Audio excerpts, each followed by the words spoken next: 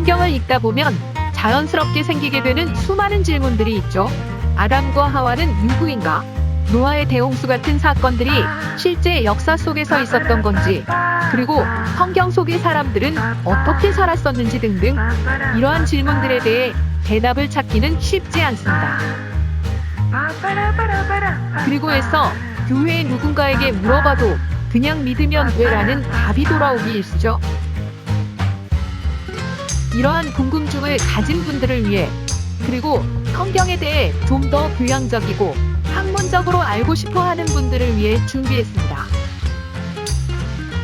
조금은 다른 관점으로 성경에 대한 이야기를 풀어가려고 합니다. 교회에서 알려주지 않는 성경 이야기, 지금 시작합니다.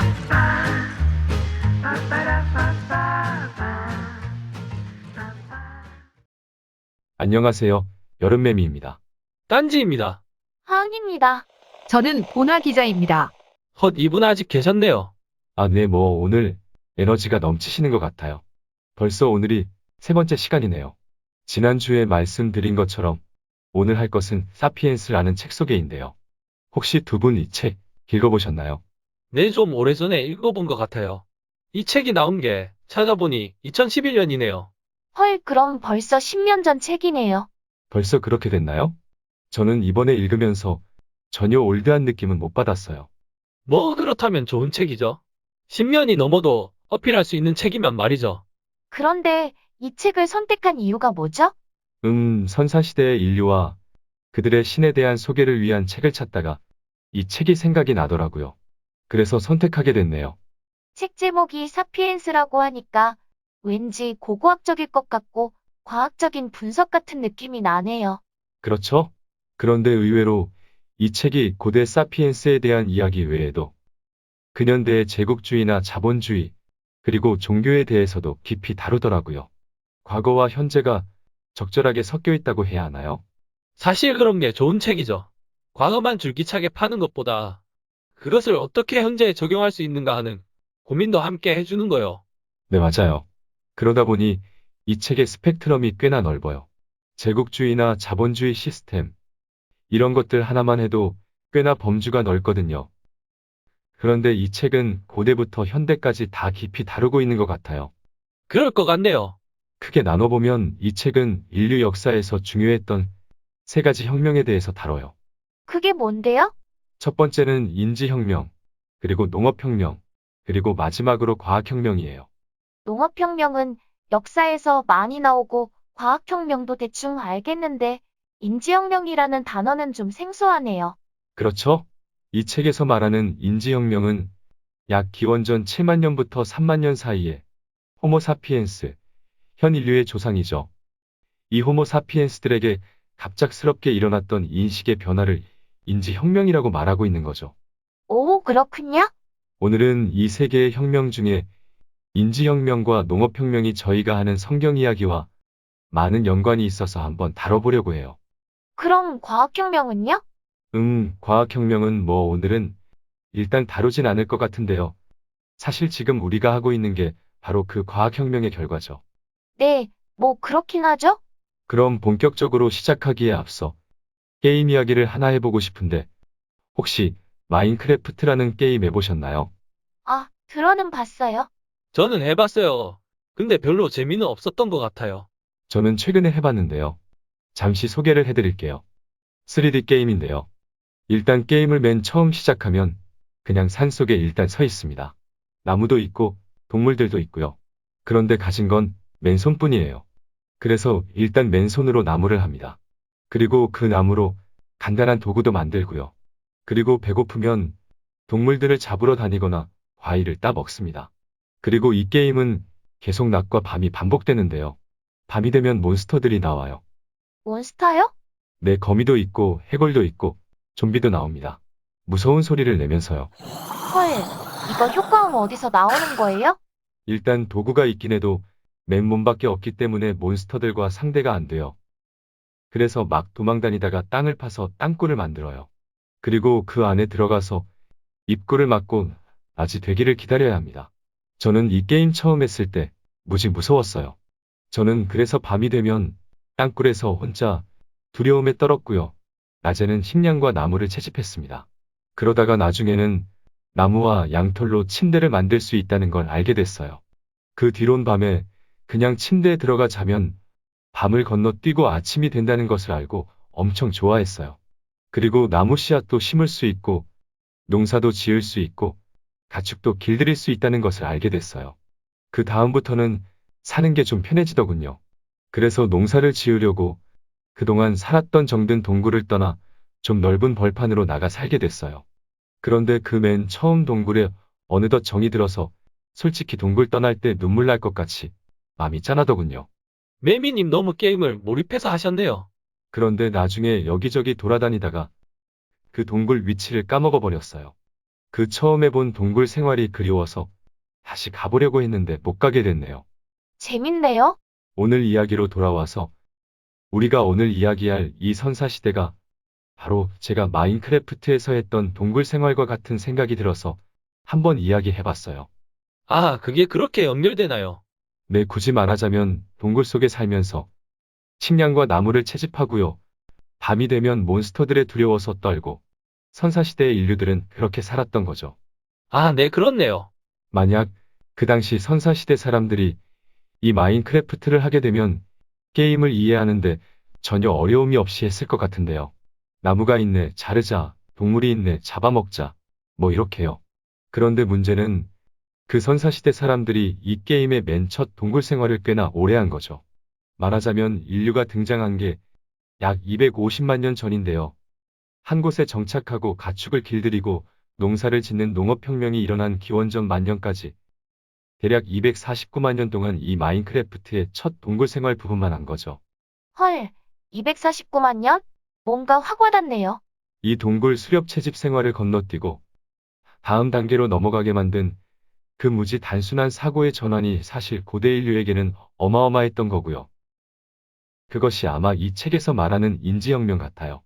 오, 팍팍 와닿습니다. 뭐 선사시대 동굴 생활 체험하고 싶으시다면 마인크래프트 게임 추천드립니다. 이제 책으로 돌아가서요. 일단 이 책에 따르면 이렇게 동굴 수렵 채집 생활을 시작한 인류는 사실 여러 종이 있었대요. 맨 처음에 인류는 약 250만 년 전 동부 아프리카에서 오스트랄로피테쿠스에서 진화했고요. 200만 년 전 고향을 떠나 북아프리카와 유럽, 아시아의 넓은 지역으로 정착했대요.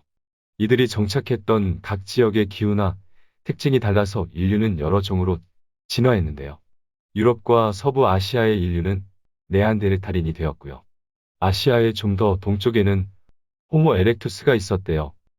그리고 인도네시아 자바 섬에는 호모 솔로엔시스가 있었고, 그리고 최근 2010년에 데니소바인이 발견되었대요. 생각보다 인류의 종이 많았네요. 네, 그런데 모두 멸종하고 딱 하나의 종만 살아남았는데, 그게 바로 호모사피엔스로 현재의 인간이죠. 혹시 그 이유가 사피엔스가 멸종시키고 살아남은 건가요? 뭐 멸종에는 다양한 이유가 있었겠지만, 사피엔스가 결국 다른 종들을 몰아낸 거라 가정해도 될 것 같아요. 그리고 이 책에 따르면, 사피엔스는 인류의 다른 종들뿐만 아니라 많은 고대의 동물들까지 멸종시켰대요. 이걸 이 책은 대홍수라고 비유하더라고요. 아, 왠지 우리 선조들의 흑역사 같은 느낌이네요. 이 책에 따르면 15만 년 전 동부 아프리카에 살던 사피엔스가 갑자기 7만 년 전부터 동아프리카를 떠나 아라비아 반도로 퍼져나갔고요. 거기서 유라시아 땅덩어리 전체로 급속히 퍼져나가 번성하기 시작했대요. 이때 다른 지역에는 이미 네안데르탈인이나 호모 에렉투스 같은 다른 인종들이 살고 있었대요. 이 두 인종이 마주쳤을 때 어떻게 됐을 것 같으세요? 서로 죽였겠죠. 학자들은 교배 이론, 그러니까 사피엔스와 이들 토착 인종들이 교배를 했다. 혹은 교체 이론, 즉 사피엔스가 싹 인종 청소를 했다로 나눠졌었는데요. 과학자들이 2010년에 네안데르탈인 이화석과 인류의 현재 DNA를 비교했어요. 그 결과는 현재 중동과 유럽의 인간의 DNA 중 1에서 4%가 네안데르탈인 DNA로 밝혀졌고요. 또 비슷하게 호주 원주민의 6%가 데니소바인의 것으로 밝혀졌대요. 그럼 뭐 일단 교배를 했다는 거네요. 네, 그렇긴 한데 2%가 너무 낮아서요. 그런 접촉은 매우 드물었던 것 같아요. 그리고 교체 이론도 완전히 틀린 게 아닌 게 되죠. 네, 그 과정은 잘 모르겠지만 결과적으로 사피엔스가 새로운 지역에 도착하면 그곳에 토착 인류가 멸종했다는 건 사실이라네요. 뭐 사피엔스가 식량을 다 싹쓸이해서 그랬을 수도 있고요. 또 전쟁이 있었을 수도 있죠. 결과적으로 네안데르탈인은 약 3만 년 전에 사라졌고 데니소바인이나 호모솔로엔시스도 약 5만 년 전에 사라졌다고 하네요. 결국 1만 년 전 지구상의 인종은 사피엔스밖에 남지 않게 됩니다. 그렇군요.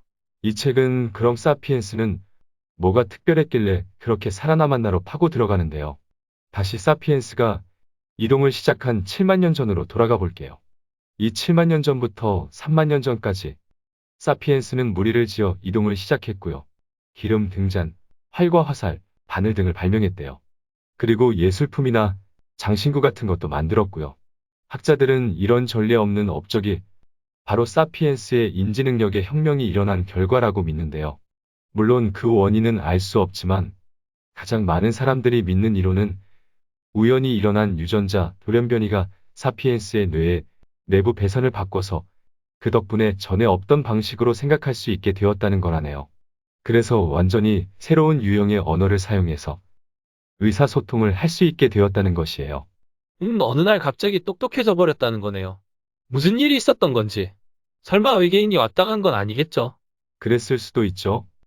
뭐 사실 이 책도 원인에 대해서는 잘 모르겠다고 하지만요. 결과적으로 새로운 사피엔스의 언어 능력에 특별한 점이 나타나기 시작했다고 말합니다. 혹시 다른 인종에는 언어가 없었나요? 물론 다른 인종들도 언어가 있었죠. 하지만 다른 인종의 언어는 매우 제한되어 있었대요. 이에 비해 사피엔스의 언어는 매우 유연하였는데요. 이 책에서 든 예를 하나 말해보자면 녹색 원숭이도 조심해, 사자야 라는 단순한 정보를 서로 전달할 수 있었지만 사피엔스는 오늘 아침에 강이 굽어지는 곳 근처에서 사자를 보았어라고 이렇게 위치와 여러 정보를 함께 전달할 수 있었고요. 그래서 대응을 논의할 수 있었대요.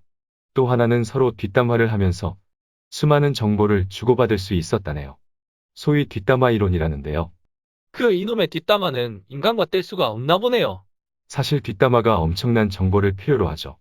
예를 들어 40에서 50명의 사람들 사이에서 수시로 변해가는 관계를 저장하고 추적하는데 필요한 정보의 양은 어마어마하다네요. 사피엔스는 이런 뒷담화를 통해 언어 능력을 더 세밀하게 발전시켰을 수도 있죠. 하지만 사피엔스의 언어 능력에서 무엇보다 주목할 만했던 것은 전혀 존재하지 않는 것에 대한 정보를 전달하는 능력에 있었대요. 존재하지 않는 것에 대한 정보를 전달하는 능력이요? 예를 들어 조심해 사자야라는 말 대신에 사피엔스는 사자는 우리 종족의 수호령이다라고 말할 수 있었고요. 그래서 전설, 신화, 신, 종교 등이 처음 등장하기 시작했대요. 신화라면 그들에게도 창세 신화 같은 게 있을 수 있었겠네요? 그럴 수도 있었겠죠? 지난 시간에 신화에 대해 이야기가 잠시 나왔었잖아요. 이 책에서는 그 신화의 역할을 좀 더 확장시켜서 이야기해요. 신화의 역할을 어떻게 확장시킨다는 거죠? 예를 들어 저희는 단순히 창세에 대한 궁금증에 대한 결과로 창세 신화를 이야기했잖아요. 하지만 이 책에서는 사피엔스들이 집단으로 상상할 수 있게 되었고 공통의 신화를 통해 결과적으로 많은 숫자가 모여 유연하게 협력하는 능력을 가지게 되었다고 말해요. 그럼 다른 인종들은 많은 숫자가 모이지 않았었나요? 네안데르탈인 같은 경우는 소규모 집단이었대요. 그럼 신화를 가진 사피엔스는 신화를 통해 많은 숫자가 모여 협력을 할 수 있었다는 거네요. 맞아요. 그리고 아까 뒷담화 이론 이야기를 했는데 이 뒷담화로 결속할 수 있는 한계는 150명 정도라고 하죠. 그렇죠. 저희도 교회 인원이 150명에서 200명 넘어가면 서로 잘 모르게 되죠. 그런데 사피엔스는 공통의 신화를 통해 이 150명이라는 임계치를 넘어서까지 서로 결속할 수 있었다는 거죠. 혹시 네안데르탈인은 이런 신화가 없었을까요? 이 책에서는 네안데르탈인은 그 정도까지 협력을 하지 않았다는 간접 증거들이 좀 있다고 하는데요. 예를 들어 사피엔스의 유적지는 대륙 중심부에 있어도 가끔씩 지중해나 대서양에서 온 조개 껍데기가 나온대요.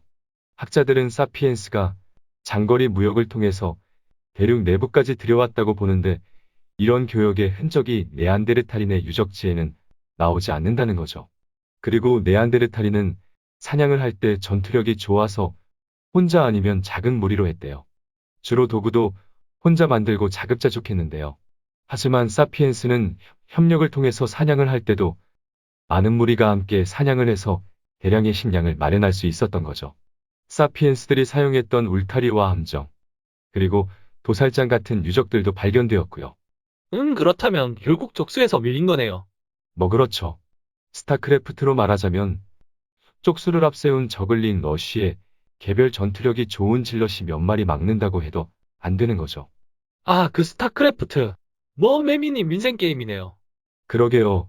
아무튼 다시 돌아가서 이런 협력을 통해 사냥을 하던 사피엔스는 계절의 변화나 동물들의 이동, 식물의 성장 주기에 따라 여기저기 떠돌기 시작했는데 이러한 방랑이야말로 인간이 지구에 널리 퍼지게 된 결정적 요인이었대요.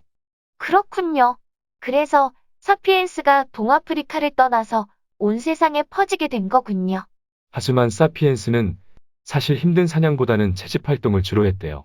특이한 점은 이 채집 활동의 삶이 꽤 괜찮았대요. 예를 들어 아침 8시에 나서서 숲이나 초원에 가서 버섯을 따고 뿌리를 캐고 개구리를 잡고 돌아와 점심 준비를 했대요. 그럼 오전 근무만 한 거네요. 부럽다. 뭐 그날 우리가 먹을 것만 가져오면 되니까 말이 되긴 하죠. 그리고 굶어 죽거나 영양실조에 걸리는 일도 적었대요. 어떻게 그렇죠? 다양한 식단이 원인이라고 하는데요. 수렵 채집인들은 다양한 식품을 규칙적으로 먹었대요. 뭐 베리나 버섯, 달팽이와 거북, 토끼 등등과 같이요. 한 가지 식량에만 의존하지 않아서 해당 식량이 끊어져도 다른 먹을 게 많거나 다른 지역으로 이동하면 되었으니까요. 그렇겠네요. 그리고 전염병의 영향도 별로 없었대요. 일단 개 말고는 가축이 없어서요. 주로 현대의 전염병은 가축에서 온 거라던데 가축이 없었다면 말이 되네요. 결론적으로 적게 일하고 다양한 음식을 먹고 전염병도 드물어서 학자들은 이를 최초의 풍요사회라고 불렀다네요. 왠지 살만했던 것 같은데요. 지구의 환경에도 좀 더 도움이 됐었을 것 같고요. 저는 개인적으로 이걸 성경과 당시 고대 근동에서 인간이 최초로 꿈꿨던 낙원의 이미지라고 불러도 될 것 같아요. 최초의 낙원요? 예를 들어 창세기 2, 3장에 나오는 에덴 동산요. 이 에덴 동산은 많은 곡물들이 자라나거나 가축화된 농업혁명이 배경이 아니라 동산의 모든 실과를 인간이 따 먹어도 되는 채집수렵 사회의 낙원이잖아요. 아, 그러고 보니 그렇네요. 또 동물도 아직 길들여지기 전인 원초적인 사회잖아요. 그 속에서 아담과 하와도 그냥 과일을 따 먹으면서 살았던 거고요. 그렇게 보면 아담과 하와는 채집인이죠. 수렵인이라고 말하긴 좀 그런 게 동물을 먹었는지는 잘 모르겠어요. 그럼 최초의 낙원은 이 채집 수렵 사회를 기반으로 했다는 거네요.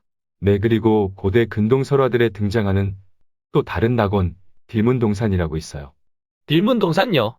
에덴 동산의 아류인가요? 뭐 당시 고대인들이 꿈꿨던 공통된 이상향이었던 것 같아요. 고대 근동설화 중 민어색 설화라고 있는데요. 여기서 말하는 딜문동산은 민어색 여신이 사는 낙원인데요. 안개가 지면을 적셔서 땅이 비옥하고요. 아무도 아프거나 죽거나 늙지 않는 곳이고 사자와 늑대들도 살생을 하지 않는 곳이죠. 에리두 창세기의 노아, 지우스드라도 신들이 그를 영원한 낙원인 딜문동산의 동편에 살게 해줬다고 나와요. 이거 아이러니하군요.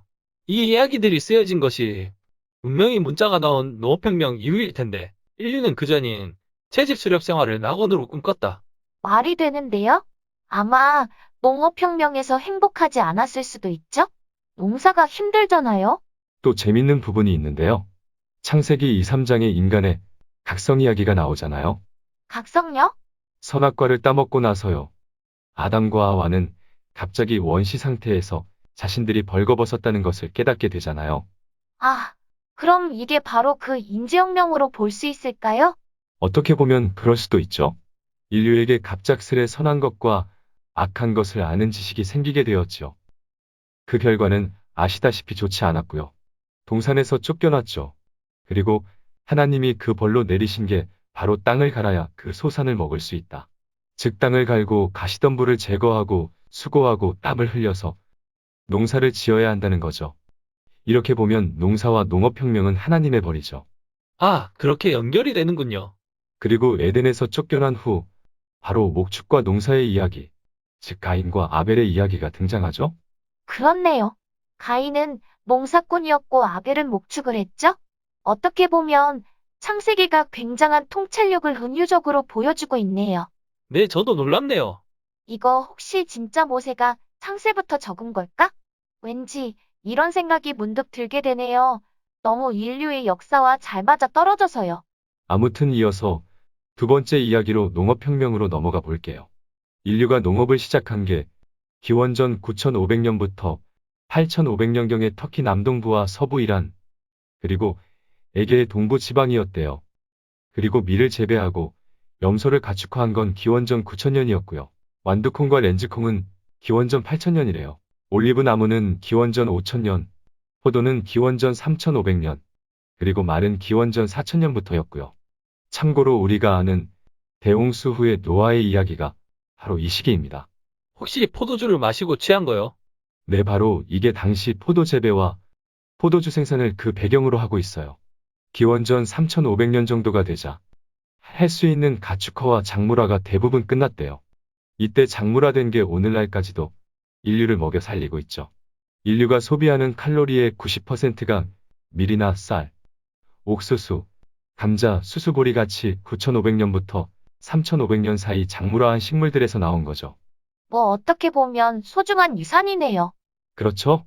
자연에서 인류가 먹을 수 있는 식물들이 그렇게 많지 않대요.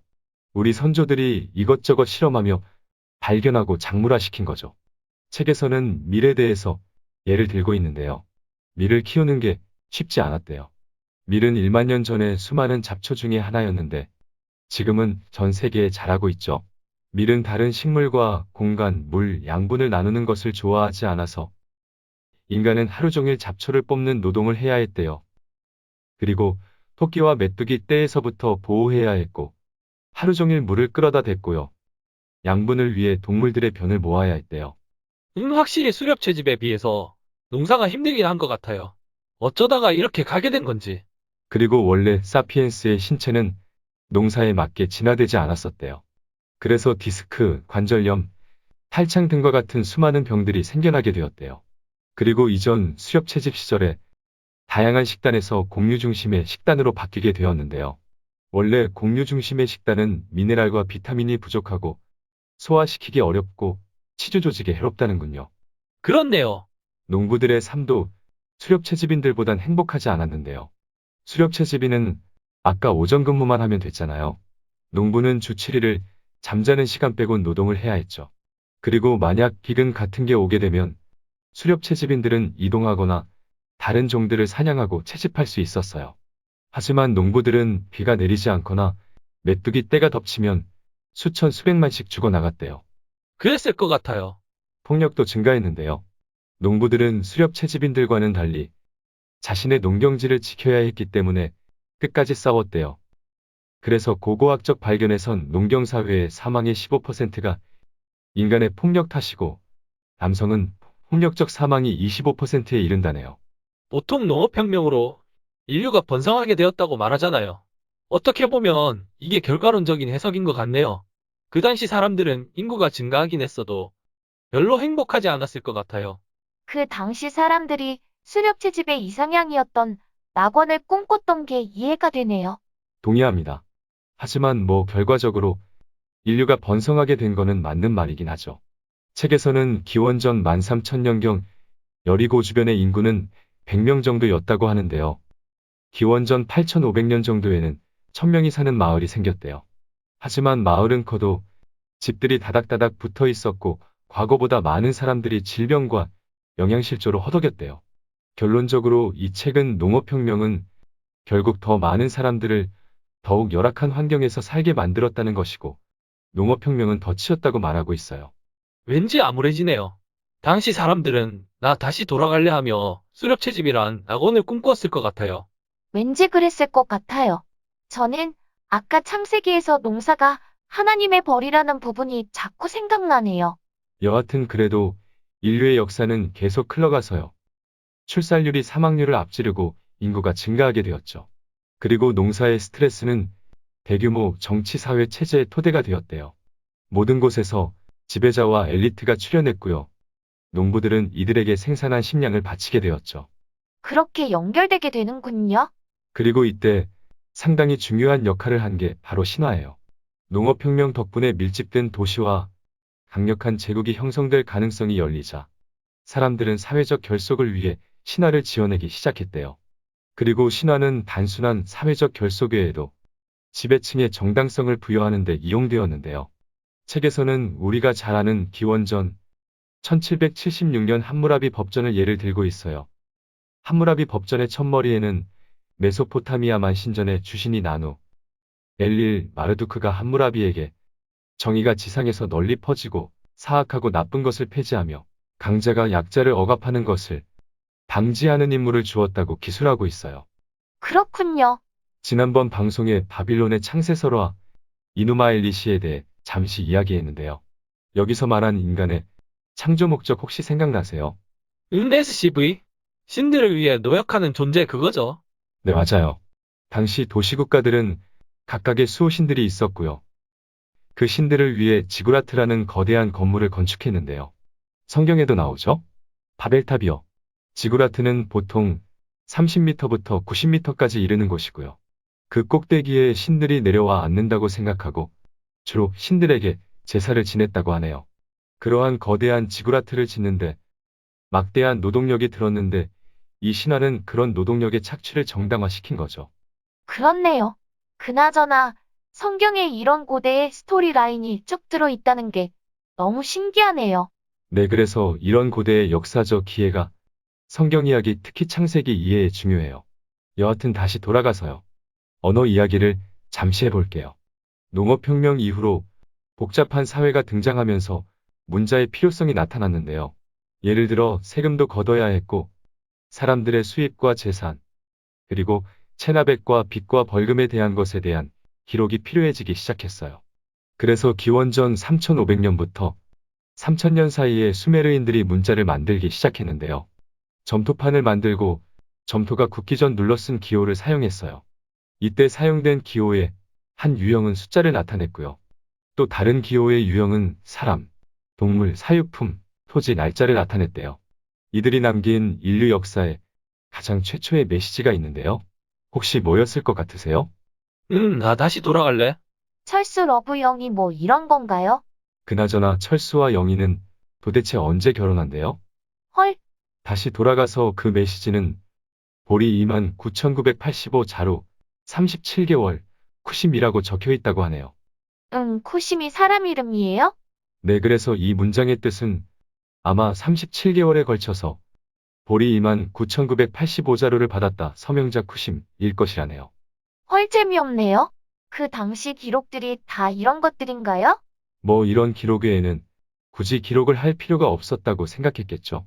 그런데 이후로 기원전 3000년부터 2500년 사이에 점점 더 많은 기호가 추가되어서 점차 완전한 문자 체계로 변해갔대요. 비슷한 시기에 이집트인들도 상형 문자를 개발해갔고요. 따라서 사람들은 드디어 시와 역사책, 로맨스 예언, 요리책도 쓰기 시작했대요. 혹시 지난주에 우리가 말한 길가메시 서사시 생각나세요? 네, 혹시 그게 이 당시 건가요? 네, 맞아요. 기원전 2200년으로 추정하고 있죠. 그럼 길가메시 서사시에는 그 당시 사람들의 생각들이 잘 나타났겠네요. 네, 그리고 한번 읽어보시면 꽤 완성도도 높아요. 주제도 좋고요. 뭐 영생을 추구했지만 가질 수 없었고 결국 죽음을 맞이해야 하는 인간의 숙명에 대한 고찰. 뭐 그래요. 길가메시 서사시는 나중에 따로 다룰 거고요. 이 책에서 소개하고 있는 고대의 기록 중에 좀 재밌는 기록을 하나 가져왔는데요. 하은님이 한번 읽어주실래요? 고대의 글쓰기 연습입니다. 나는 학교에 가서 자리에 앉았다. 선생이 내 점토판을 읽고 빠뜨린 게 있잖아. 라고 말했다. 그는 나를 회초리로 때렸다. 책임자 중 한 명이 말했다. 어째서 내 허락도 없이 입을 벌렸느냐. 그는 나를 회초리로 때렸다. 규율을 담당한 선생이 말했다. 왜 내 허락도 없이 일어섰느냐? 그는 나를 회초리로 때렸다. 문지기가 말했다. 내 허락도 없이 어딜 나가느냐? 그는 나를 회초리로 때렸다. 이 학생 이거 벌써 몇 대를 맞은 거예요? 맥주 항아리 관리자가 말했다. 어째서 내 허락도 없이 마셨지? 그는 나를 회초리로 때렸다. 이건 맞을만 하네. 어째서 아카드마를 썼지? 그는 나를 회초리로 때렸다. 담임 선생이 말했다. 너는 글씨가 악필이야. 그는 나를 회초리로 때렸다. 하하, 마지막은 눈물 나네요. 저도 악필인데.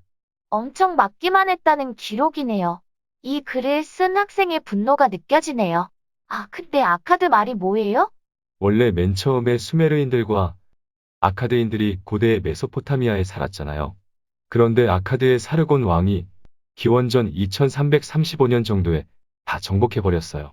그래서 일상에서는 아카드어가 구어로 사용되었는데 수메르어는 행정언어로 남아있었대요. 그래서 필경사가 되려는 학생은 수메르어를 해야 했다고 하네요. 사르곤 왕 들어봤어요. 어디 게임에도 나왔던 것 같은데. 네, 조만간 이 고대 근동 역사에 대해 이야기할 때 좀 더 자세히 들어가 보죠. 마지막으로 좀 진지하게 고민해 볼 부분이 있어서 이 부분 이야기랑 토론을 좀 하고 마무리하려고 해요. 책의 중간에서 이 책의 저자인 유발 하라리는 평등에 대해서 이야기해요.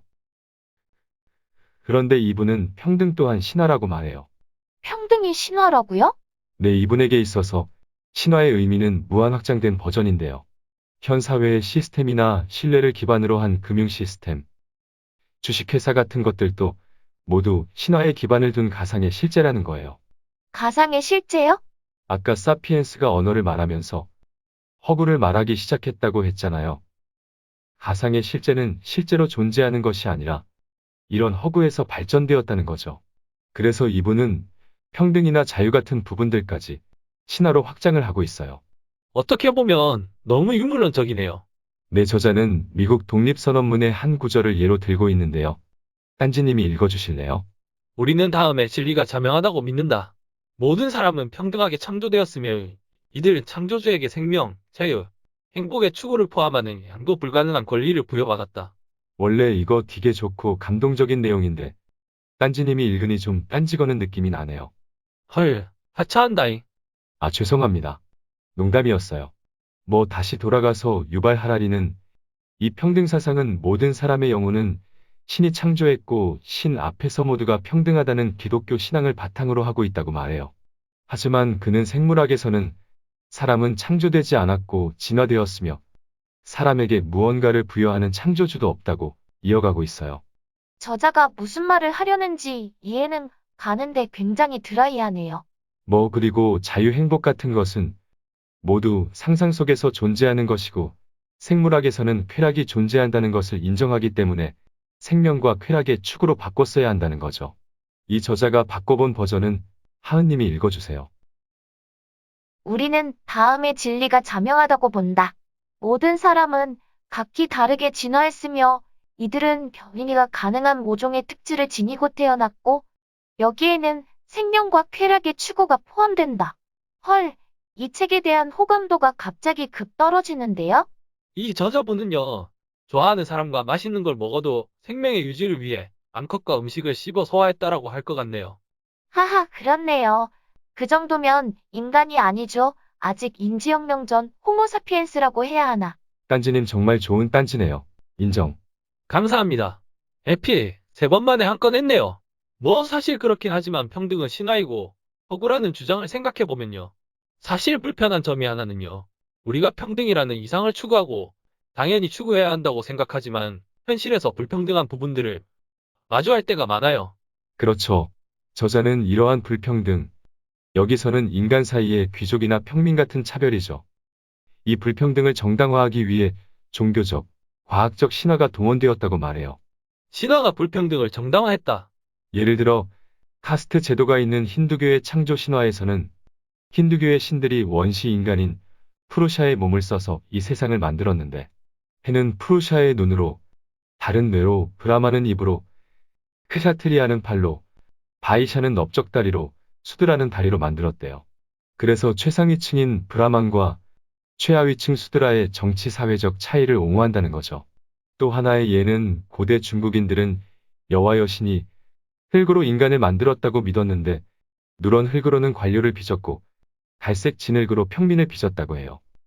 정말 이런 신화들이 불평등을 뒷받침하네요.